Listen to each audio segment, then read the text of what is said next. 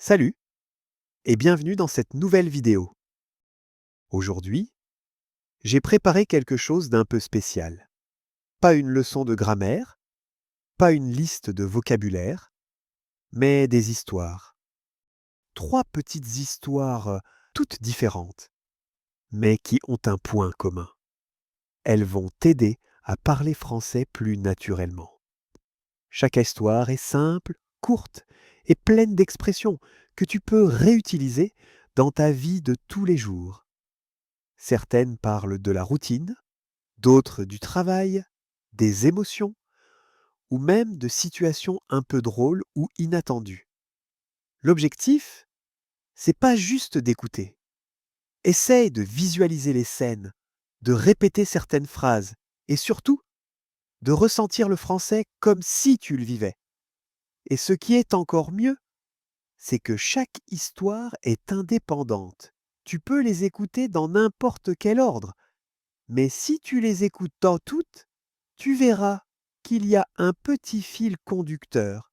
Chaque personnage apprend quelque chose, un petit détail, une petite leçon de vie. Alors, installe-toi confortablement, ouvre bien tes oreilles et laisse-toi porter par les mots. On commence tout de suite avec la première histoire. Dopa French. Le dopamine qui te fait aimer le français.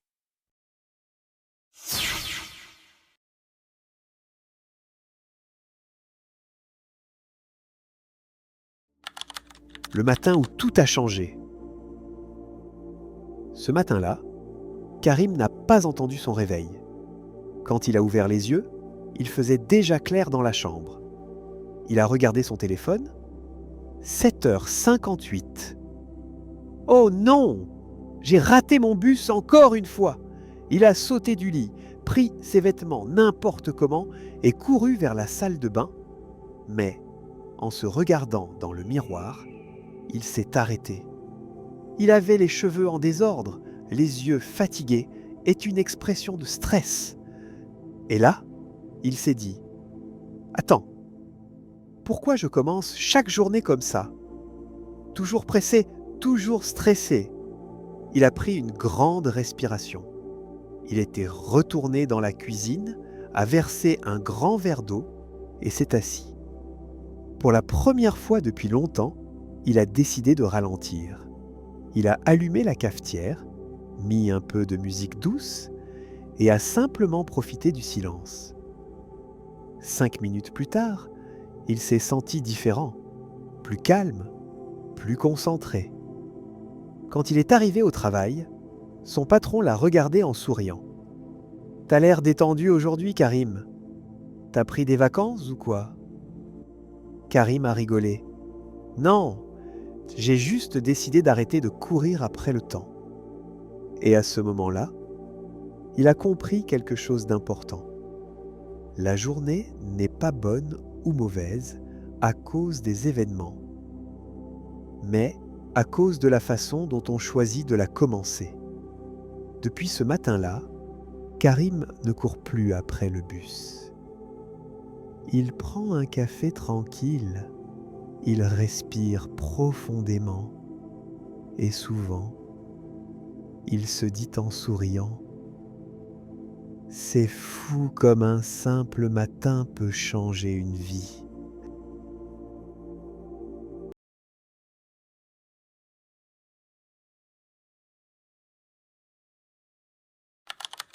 Le café du matin. Julien se réveille en sursaut. Il regarde l'heure sur son téléphone. 7h52. « Non, pas encore, » murmure-t-il, en se levant d'un bond.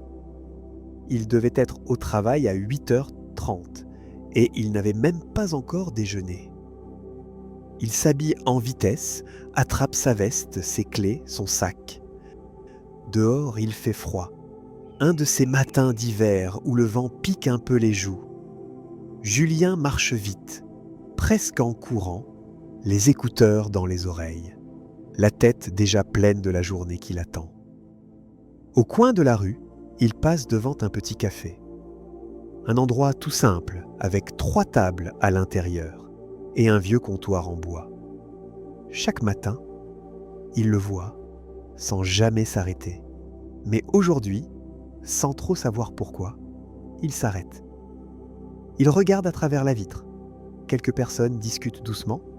La serveuse rit avec un client et une douce odeur de café chaud sort par la porte entr'ouverte. Julien hésite un instant, puis pousse la porte. Ding! Fait la clochette en haut de l'entrée. La serveuse le salue avec un grand sourire. Bonjour, première fois ici? Oui, dit Julien, un peu gêné. Je passe souvent devant, mais je n'avais jamais pris le temps de m'arrêter. Eh bien, bienvenue. Vous voulez un café? Oui, un noir, s'il vous plaît. Julien s'assoit près de la fenêtre. Il enlève ses écouteurs. Tout est calme. Pas de bruit de voiture, pas de notification, juste des voix, des rires et le son d'une machine à café. Il regarde dehors. Une vieille dame traverse lentement la rue. Un petit garçon rit en courant vers l'école. Un livreur dépose des fleurs devant une boutique. Et là, sans qu'il s'en rende compte, Julien se met à sourire. La serveuse revient avec sa tasse. Voilà pour vous. Faites attention, c'est chaud. Merci, dit-il doucement. Il prend une première gorgée. Le goût est simple, fort, réconfortant. Et tout à coup, il sent quelque chose qu'il n'avait pas ressenti depuis longtemps.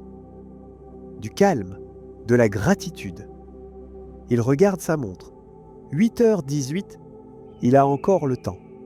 Alors, il reste là, à observer les gens, à respirer lentement, à profiter du moment présent.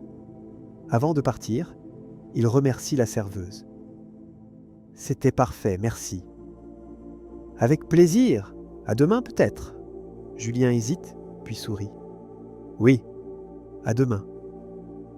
En sortant, il lève les yeux vers le ciel gris et dit doucement pour lui-même « Finalement, la journée commence bien. » Parfois, ce ne sont pas les grands changements qui rendent la vie plus belle, mais juste une petite pause, un café, un sourire et le courage de ralentir un peu.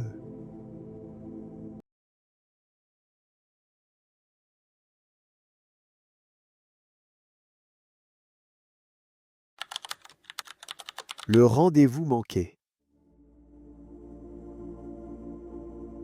C'était un mardi matin et Camille avait un rendez-vous important avec son collègue Thomas pour préparer un projet qui devait être présenté la semaine prochaine. Elle s'était levée tôt, avait pris son café, vérifié son agenda.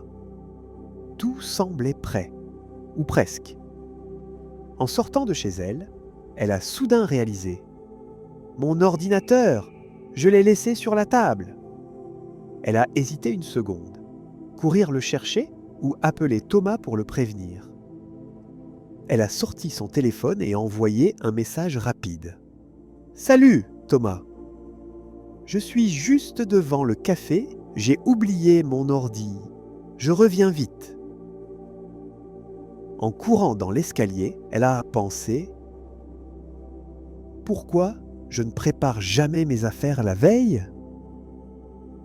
Pendant ce temps, Thomas était déjà installé au café, un café à la main, regardant par la fenêtre. Il a reçu le message de Camille et a souri. Toujours à la dernière minute, hein? Quelques minutes plus tard, Camille est arrivée, essoufflée et rouge, son ordinateur sous le bras. Elle s'est excusée. « Désolée, je suis vraiment en retard. »« Pas de souci, au moins tu as ton ordi, » a répondu Thomas en riant. Ils se sont installés à une table tranquille, ont ouvert leurs ordinateurs et ont commencé à travailler. Entre deux échanges de documents et de notes, Camille a pris une grande respiration et s'est dit « Malgré le stress du matin, ça va, et je retiendrai la leçon. » À la fin de la réunion, Thomas lui a dit « La prochaine fois, prépare tout la veille et tout ira bien. » Camille a souri. Mission du jour accomplie et une petite leçon de vie en prime. Être organisé évite beaucoup de stress inutile. Et voilà! J'espère que tu as essayé de visualiser les scènes, de répéter certaines phrases et peut-être même de ressentir le français comme si tu le vivais toi-même. Rappelle-toi, écouter et s'immerger dans des histoires est un moyen puissant et amusant pour apprendre le français sans se perdre dans la grammaire ou les listes de vocabulaire. Alors, continue à écouter, répéter et t'amuser avec le français au quotidien. N'hésite pas à laisser un commentaire, partager tes histoires préférées et surtout, revenir pour la partie 2 où de nouvelles aventures t'attendent. Merci d'avoir écouté jusqu'au bout et à très bientôt pour plus d'histoires et de français naturel.